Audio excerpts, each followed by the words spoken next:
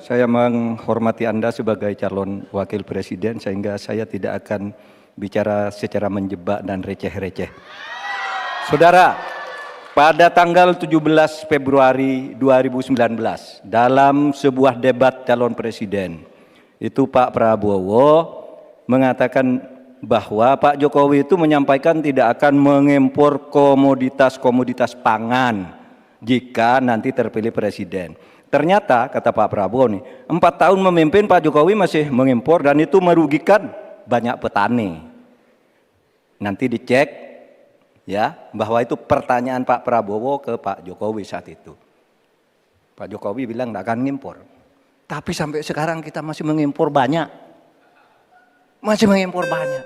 Malah semakin banyak mafianya impor mengimpor bahan pangan itu. Nah itulah sebabnya apa usul Anda untuk menyelesaikan masalah 5 tahun lalu ini. Ya. Baik. Lama.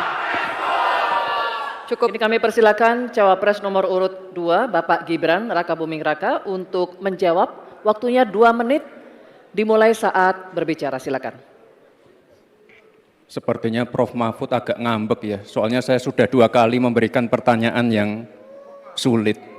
Carbon capture, greenflation, selalu dikomenin pertanyaan receh. Ya kalau receh ya dijawab Pak, gitu loh, segampang itu. Oke, masalah pangan, masalah impor. 2019 sampai 2022 kita sebenarnya sudah swasembada beras.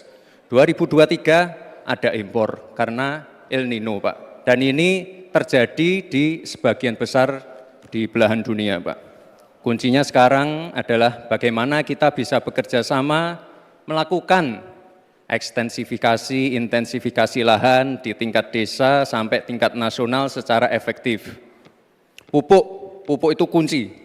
Makanya kemarin ada pabrik pupuk di Fak-Fak. Ini kunci untuk meningkatkan produktivitas. Lalu mekanisasi.